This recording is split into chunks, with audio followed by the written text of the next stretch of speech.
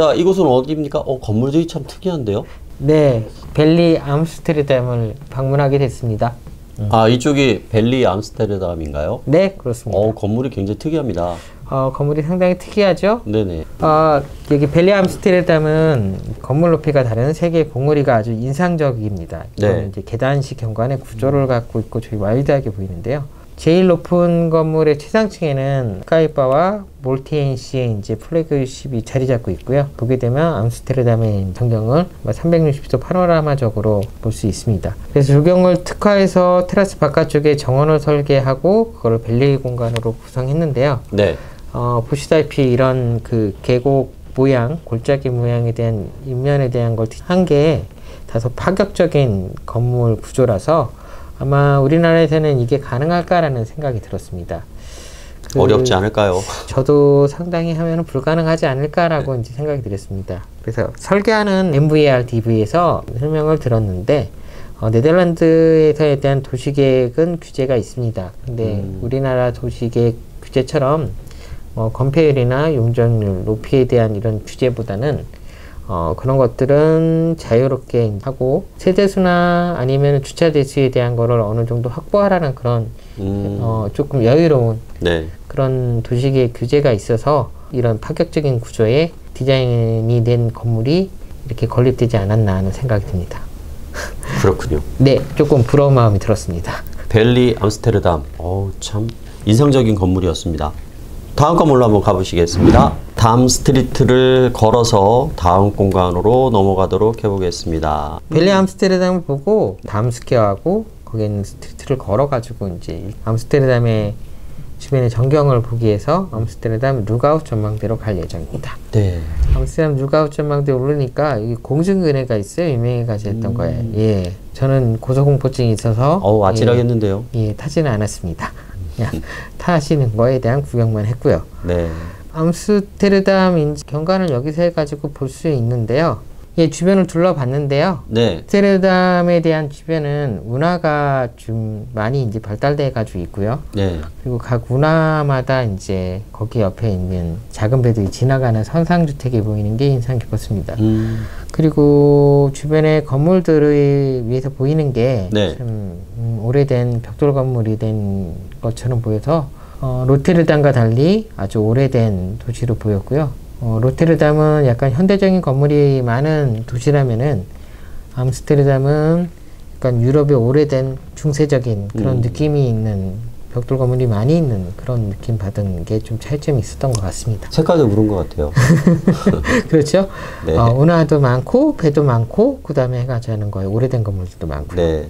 네덜란드 하면 색깔이 오렌지 군단에서 그런지 오렌지 색깔이 계속 떠오르긴 하는데 뭐 다양한 벽돌 색깔이 있는 건물들이 해가지고 이야기는 오래돼 있습니다. 까지 보면요. 그렇군요. 자, 그럼 다음 영상을 잠깐 보시겠습니다. 여기는 어디 실내 같아요? 다음날 이제 저희 운하 크루즈를 타고 예, 암스테르담에 대한 도시를 타고 돌아봤습니다. 그러네요. 바로 물이 보입니다. 네, 그 암스테르담에 있는 거기에 대한 건물들이나 이렇게 해가지고 보이는데요. 수변 도시의 느낌이 나네요. 맞습니다. 제가 하면서 이제 좀 설명을 드렸는데요. 지금 뭐 선상주택이라고 말 그대로 이제 네. 운하에다가 이제 하는 배를 이제 주택으로 하시는 것들이 더 이상 허가가 나지 않아서 선상주택은 상당히 고가라고 들었습니다. 그렇군요. 희소성에 의해서. 네, 그런 것 같아요. 그 운하가 발달이 많이 돼 있어서 상당히 길고 넓고 해수면보다 낮아서 네. 땅이 많이 모자르고 뭐해가지고 했는데 이 운하는 메울 거는 아니고 그대로 자연적으로 둬야지 보존해야 되지 않을까. 네. 그런 생각이 들고요. 또 하나 이제 여기서 보니까 뭐 끝나고 각자 일을 하고 여가 생활을 하면은 배에서 이렇게 간단한 파티나 아니면 그렇게 하는 모습을 좀 볼 수 있었거든요. 1인 1카 자동차 말고도 하나 이런 보트를 하나 더 가져야 되지 않을까 하는 생각이 좀 들긴 하더라고요. 약간 좀 했던 게요. 주변에 보이는 게 자전거가 많은데 제가 알기로는 세계에서 가장 많은 자전거 보유국으로 알고 있어요. 저도 깜짝 놀랐습니다. 그냥 동남아에서 해가지고 자전거, 오토바이 이렇게 해가지고 봤긴 했는데 네. 여기는 자전거 전용 도로가 많이 발전이 돼 있고요. 자전거가 일단 보행자보다 우선이 돼야 됩니다. 그래서 보행자가 잘 피해 다녀야 되는 거고요. 네. 그래서 상당히 많은 자전거들로 해고 이동을 하시더라고요. 아무래도 저지대인데다가 평탄에서 자전거 쪽에 대한 교통수단이 발달해 있지 않은가 싶습니다. 그리고 기차가 굉장히 잘 연결되어 있다고 하더라고요. 네, 모든 무통시설은 상당히 좋게 돼 있더라고 해가지고 했던 게요. 그래서 네. 한 건데 자전거에 대한 걸 타는 인구는 상당히 많았습니다. 그렇군요. 네. 자, 그리고 하이네켄 맥주 박물관을 들리신 것 같은데 영상이 좀 어둡습니다. 아무래도 장수다 보니까 요건 잠깐 여러분께서 스케치 영상으로 보시겠습니다.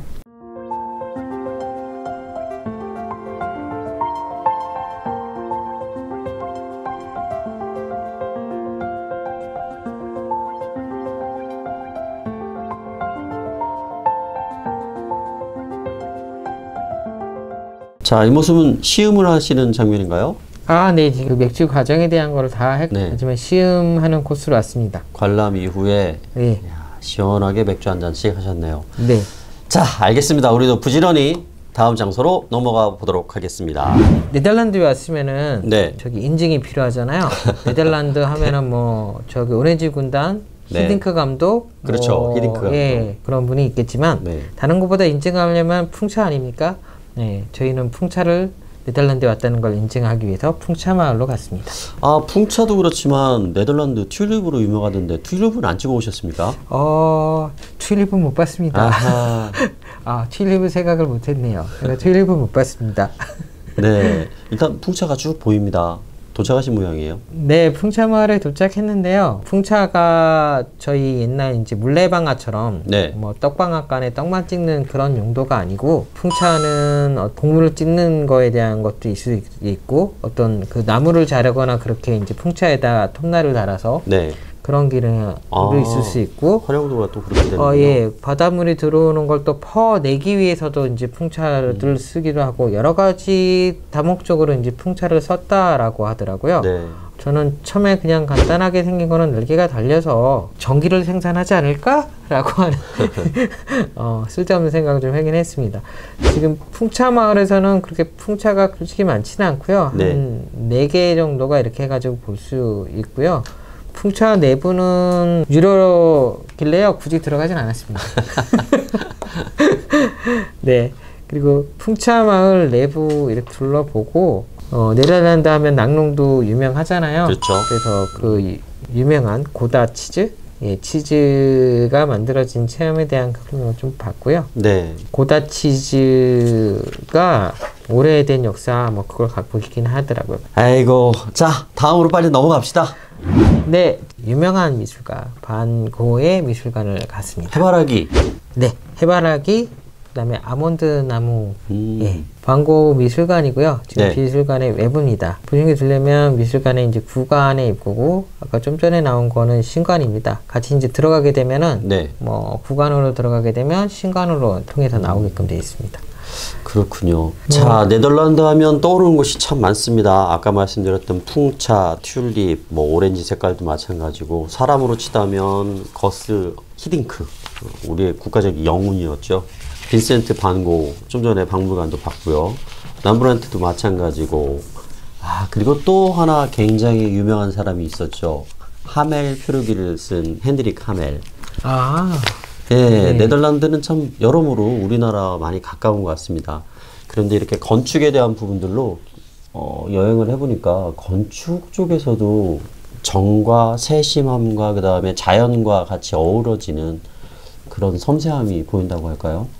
많은 것들이 느껴지는데 한 걸음만 더 들어가 보겠습니다. 지금 네덜란드 시장을 한번 쭉 들고 오셨는데 그 부동산 전체 시장에 대한 분위기는 어떻습니까? 네, 네덜란드에 대한 주택 시장은 다른 유럽 국가보다 네덜란드 주택 가격은 높다고 합니다. 네. 특히 최근 네덜란드의 주택 가격 상승률은 유럽연합 국가들 내에서도 매우 높은 편이라고 합니다. OECD 데이터에 따르면 네. 네덜란드의 2021년 주택 가격은 2015년에 비하여 약 40%가 넘게 올랐다고 합니다. 40%요? 네. 우리나라의 2021년 네. 주택 가격 상승률에 비해서도 약 2배 이상 더 오른 겁니다. 와우, 우리보다 더하군요. 네.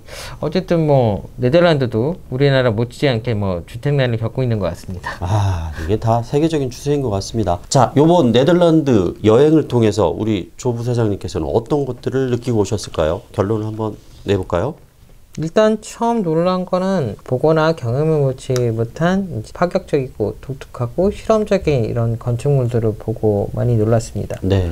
아, 이런 건축물의 디자인이 실제로 지어지고 했다라고 하는 걸 눈으로 처음 봤으니까요. 그런 거보다 더 놀란 거는 도심 개발을 하는 과정에 대한 게 새로 이제 계획하에 이제 가장 이상적인 뭐 까마는 용적이나 허용되는 이런 높이를 다 차지하기 위해서 그렇게 개발하는 게 아니고 네.